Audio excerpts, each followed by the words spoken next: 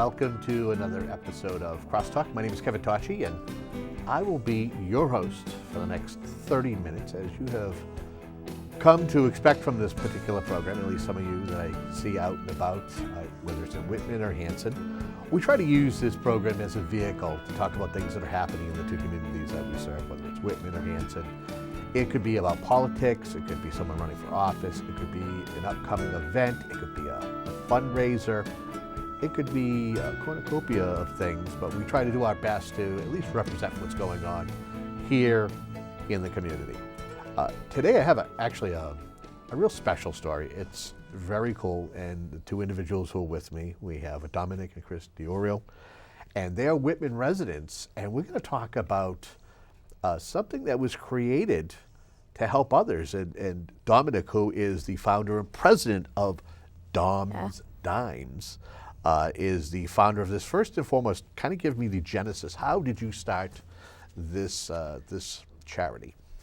Well, my dad taught me a lesson about the homeless people of America, and after I felt really bad, so I wanted to help people like James, the person we met on the street, and I asked my dad if we could sell my Legos for money for him, and then I told him one of the sayings that he's been saying for a long time. Which is? If you have one dime, you can't do that much damage, but if you stack up 1,000, you'll do lots of damage. That's a very good saying. I've never heard that before, but it'll stay with me now. So what happened from there? So from the idea of helping that one person, then what? Well, then we branched out to help more than just him, all the homeless people of the United States, and we've been now collecting dimes to help them. Thus is the birth of Dom's Dimes. Now, as a dad, give me your thoughts as to something that as he just sat here, something resonated with him. What's that like as a parent? It's fun and scary, because I think any parent out there, you wonder whether the things that you say, the lessons that I learned from my father that I convey to my kids, whether they're actually listening. And sometimes you say, oh, they're not listening. And yet, in a situation like that, where he'd come down with this giant box of Legos to sell to help this person that he met for the first time on the street.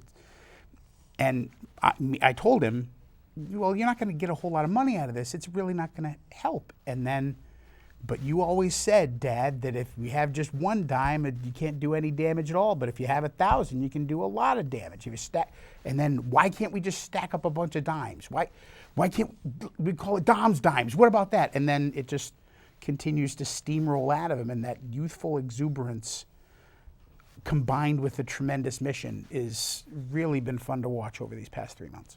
What was the idea to do with the dimes? Was it a matter of purchasing one particular item? Was it a matter because everybody who starts out with an idea like this to help others, it starts in one direction and then blossoms in another? Well, we sort of just wanted to supply the homeless people with basic hygiene products, small snacks, a refillable water bottle. But then I thought of the idea after I went into the closet and I saw a bunch of purses, and I was terrified. But why were you terrified? You should not have that much purses in your closet. Okay, all right. But now I would think that Dad, now, did you say anything to your dad about this? Did you go, Dad, well, why are there so many purses? Yeah. And what did Dad say? What did Dad? He say? Well, he'd come to me when we'd seen women homeless. People don't realize that. You think of a homeless person, and you have a picture of when somebody says, "Describe a homeless person." Yeah. The picture is somebody, a man in their 40s or 50s, with a lot of hair, walking around with a shopping cart, or sleeping on the ground. 47% of America's homeless are women. And the vast majority of women in shelters are women with children. So these are kids that are growing up in shelters, on the street, in cars, and he saw some of these women on the street walking around with shopping bags and trash bags, and asked me, well, why don't they have purses? Why can't we? What about all those purses that Mama has and Leslie? Why can't we just go and ask for purses and give them these? Wouldn't it be nice if they had just one nice thing? And from that, we decided to start blossoming. We're still collecting dimes. We're still collecting all sorts of donations at our various points. Some today. We got a ton of stuff today. 168 toothpastes. We did. But to collect purses and then to take basic needs that a woman might need and take them out, and we distributed 45 of them on Thanksgiving Day here in Brockton. We're also planning on doing one for this winter. We've got a Christmas drop coming up, and we're branching out. Probably this Wednesday. So I just want to make sure I understand. First was to collect dimes. That was the original intent. Right. Then we kind of evolved to purses. And you also mentioned crackers and hygiene, things for hygiene and stuff like that. Soap, toothpaste, toothbrush, that sort of stuff. Has it evolved even further? We're sort of staying here for a little while. We'll probably stay with those items that you collect, the dimes and purses, and then we'll start adding like different things. Like we started adding hats and mittens and scarves to them for the winter. Sure. And somebody mentioned to me earlier today, and at the outset, the goal was not just to help homeless women, to help the homeless in general. So along with all of these purses, which the purse mission is tremendous, but backpacks, gym bags, school bags for kids that we can put, there are kids that are homeless that are still in school. So putting school supplies in a backpack for kids. The same things that we can collect for women, we can also collect for men. Basic hygiene products. One of the biggest things that shelters will tell you that they don't get enough of is socks. And so now people have been donating boxes of socks and things of that nature. It's just good to have something clean to put on your feet. It's just one thing. If the rest of your stuff is not up to snuff, or you're in the same clothes every day, just to be able to pull a decent pair of socks on is a godsend. And that's part of what we're adding as we continue to grow, continue to collect monetary donations and things of that nature, but using what we're getting in terms of money to buy these items. But now we're also getting items donated to us, so it's a tremendous benefit.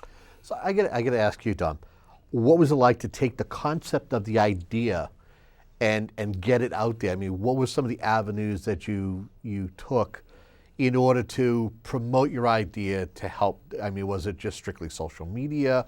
What were some of the ways that you did it? Maybe your dad's help, maybe ideas from the family? It was mostly my dad. He made a Dom's Dimes Facebook, a Dom's Dimes email. He would do Dom's Dimes posts on his Instagram. And then Dom's Dimes would spread out. We'd have the GoFundMe on like every post, and it would just go further and further to promoting it. And which we actually just had it up on the screen a second ago showing it. So what's how great is it, social media these days? I got to ask you, Chris. I mean, if we look back 50 years ago, I mean, it was maybe you put a sign out in front of your house, maybe you did something in the newspaper. The advent of social media, how has that been like a boon for what you guys are doing? I'll tell you, very specifically, we started on September 22nd. It created the idea, and then within 48 hours of that, a Facebook page for it, a GoFundMe page, a PayPal site, Instagram posts, Twitter page, etc. And within 48 hours, we're starting to get donations. Within 1 week, we had $500 just because we're spreading out. We've been going for just about, it'll be 3 months on December 22nd next week. And we've collected almost $4,000 in cash contributions, dimes from Vermont, Arizona. A woman she's 49 years old now. I just gave her age on TV, and that's horrible. But you didn't give her name. No, okay. But I went to her senior prom with her. You're digging the hole. 30 odd years ago. She's in Vermont. She'll never see it. But she saw it looked me up 30 some years later because of connections through this and bouncing off different media sites, and sends me a box with $20 of rolled dimes. Some of these people are sending dimes, and it costs almost as much to put the postage on the box as it does with the dimes inside. And that's a tremendous giving of people to actually go out of their way. And that's for all of this. It's constantly amazing to me, and maybe it shouldn't be, but it is every day, where people are going out of their way to reach out to help this kid with this idea to make it grow. And the South Shore Chamber of Commerce reaching out to him and bringing him to their Innovators Conference a couple of months ago. And they're promoting him in their luncheon. You've got millionaire business people in there, and they're saying, go see the 12-year-old kid who started a charity. You were like the big talk at that place. People were barreling out of that room to come see a 12-year-old kid and talk about his charity. What's that like? What's that like, having people of status coming to you and going, hey, tell us about what you started up? What's that like for you? I feel happy that people know that Dom's Dimes is helping the homeless and that it would help more. But it's generated more. I mean, I believe that you've had a couple of things done in the newspaper, right? I think you're doing a TV show right now. I could be wrong. A little bit. A little bit, yeah. A couple of weeks after we started, again through social media connections and plugging away. Front page above the fold with the Quincy Patriot Ledger. The Enterprise picked it up a week later. South Shore Living magazine this month did a sidebar piece on Dom's Very Dimes. Nice. It's spreading. We now the Facebook page has 868 friends right now, and that's just in the span of 3 months. We set a $5,000 goal on the GoFundMe page when we started it in September, and we're already at I was thinking about getting that within a year. Within 3 months, we're at $4,000. We're gonna have to expand the goal and just keep it going at some point because of the tremendous generosity of people who are looking at a problem and seeing a kid who wants to go help and solve, or at least ground level support for people who really need it.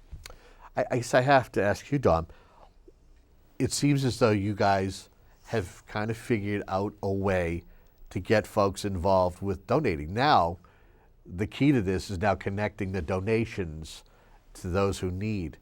What's the process that you guys are working with in order to give to those who are in need? Well, we did the first time. We'd have all the stuff that we bought, and we'd put it up like it was like grab one, put it in a bag, grab one, put it in a bag, grab one, put it in a bag, and we just keep on doing that. And then on Thanksgiving, we split 15-15, went to a place, and we asked them if they wanted a purse, and that's how we distribute it. Is that about right? Joe, we reached out to a couple of local politicians and a couple of homeless organizations and asked how can we best get out to fill a need. Michelle Dubois in Brockton and I believe West Bridgewater, State Representative Michelle Dubois and Shayna Barnes helped us connect City Councilor.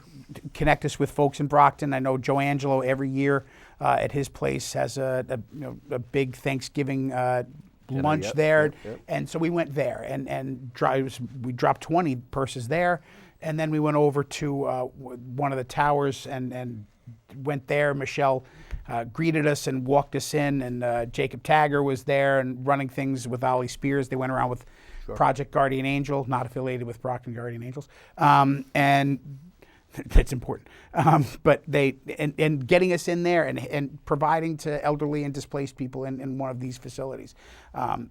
Now we're connected with, or getting further connected with Father Bill's in Mainspring, Father Bill's in Quincy, Mainspring in Brockton, and other organizations here locally in Whitman and Hanson as well. Speaking with Jeff Deal about how can we reach out and help people locally here. It's not just a city problem.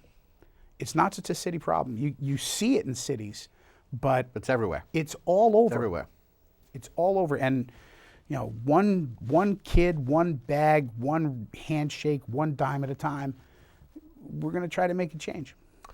I have to ask you: have you had a chance to witness? Have you had a chance to hand something to an individual in need and kind of get their reaction? And what was that like? Because that's going to be one of those moments that when someone is grateful that you're giving them something. What's that feel like to you? I mean, what was it like? Give me an example.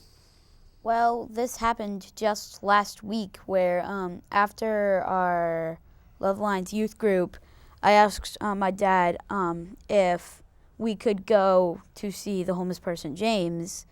So past my bedtime, waiting for him, and he comes and we go see James, and he asks for something to eat and something to drink and some things. So we would give it to him, and it's very fun and happy to see his reaction. I have to throw a little reality in there, if I could, if you don't mind me. Sure. And that is you being the dad and somebody who's kind of overseeing this.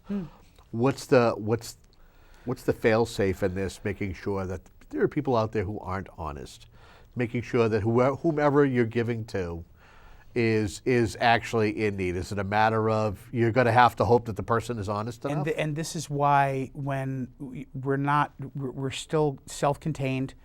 And when we go and work with an organization, it's street level stuff. We're actually putting it in a person's hand that we know is a homeless or a displaced person.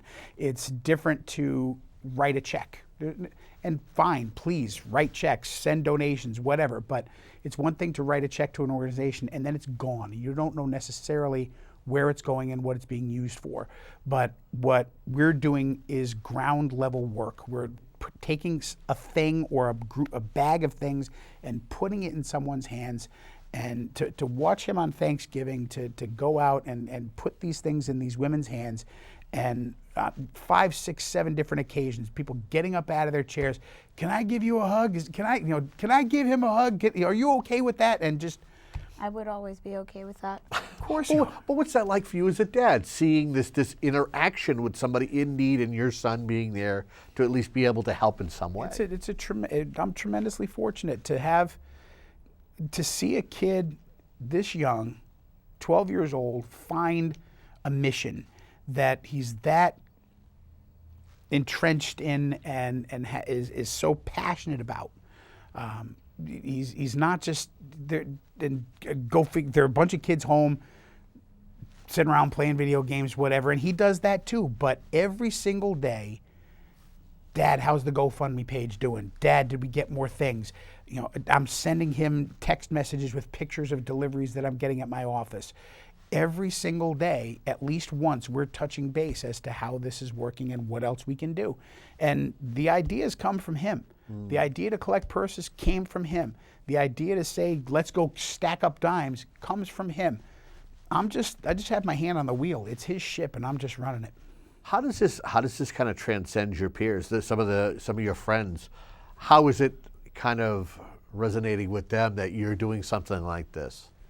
Well, I already told you that my friend Zeke has been inspired by me and owner of Penny's Report, Aiden, and he made his own charity. And a bunch of my other friends have been donating small to large amounts. Like my good friend Luke would donate like half of his allowance, sole allowance. And how does that make you feel that your friends are willing to contribute to help those who don't have?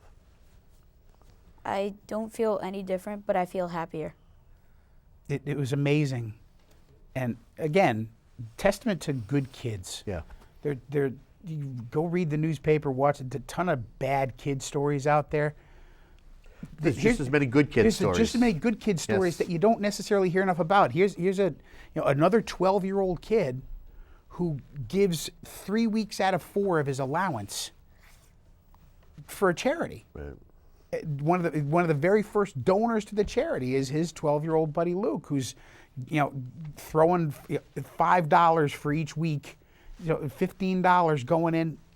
It seems small, but again, stack these dimes up and you're going to do some damage. And $5 to a kid is, that's 1/6 of a way to a decent video game. Now, having a legal background, you were able to kind of set this up in a way. It's a nonprofit, correct? The last thing that I would want, or that anybody would want, is to start something like this and not do it right, because if I'm involved with it, I want to make sure it's being done correctly. So, again, we started on September 22nd. By the 24th, we had we'd set up the corporation through the Commonwealth's corporate website. It's a nonprofit corporation.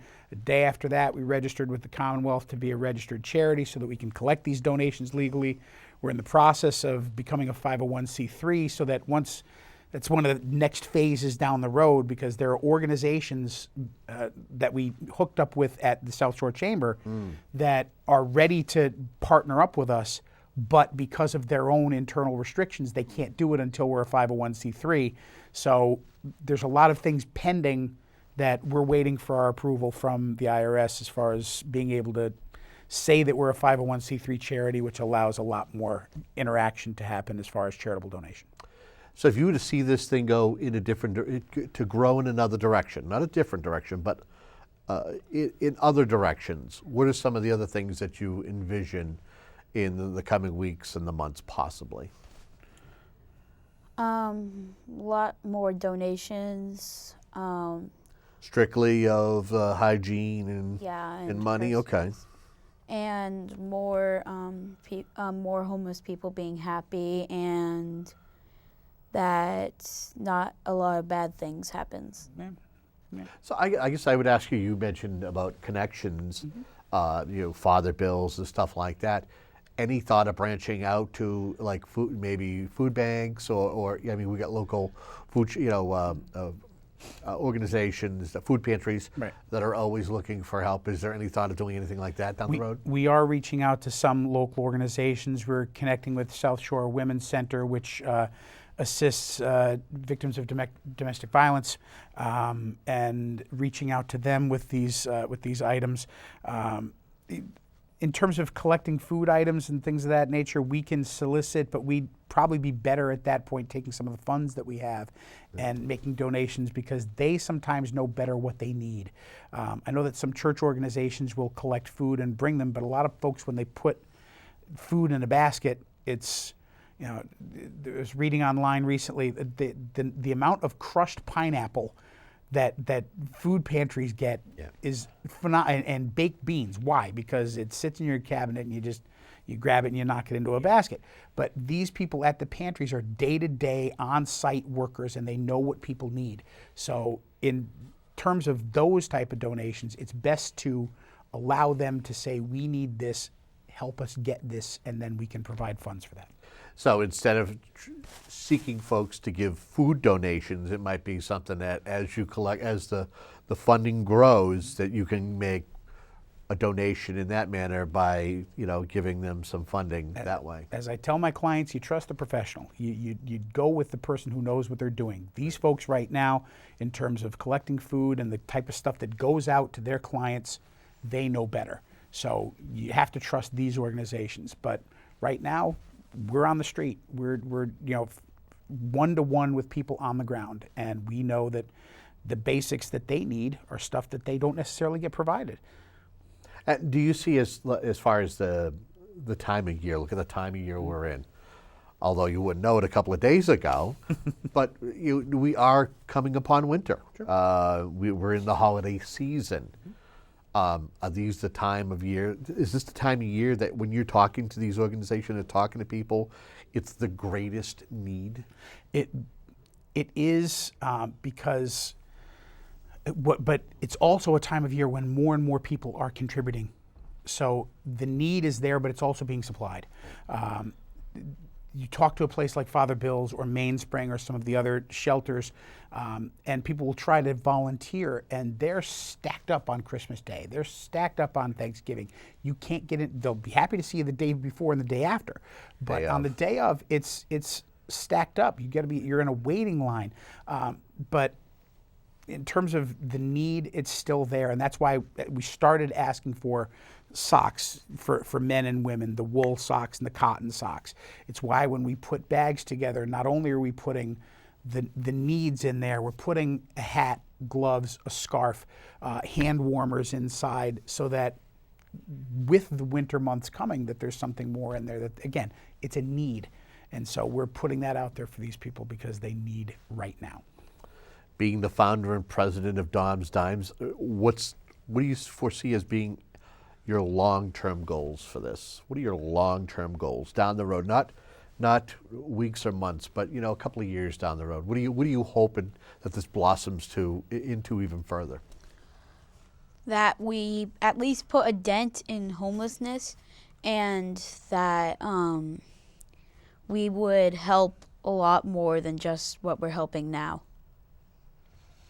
Dad, you want to weigh in on that? Maybe you might have some kind of a grander scheme. Again, the short-term plan was not knowing and not realizing just how generous people can be.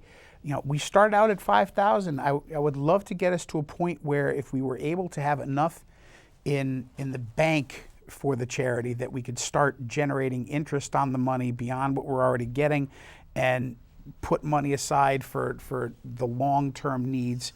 But there's always going to be a constant need to purchase and things. The stuff that we're not getting from in-kind donations, we then have to fill the need with financial contributions. So the idea right now, when we created the corporation, Domenic is the president and the founder.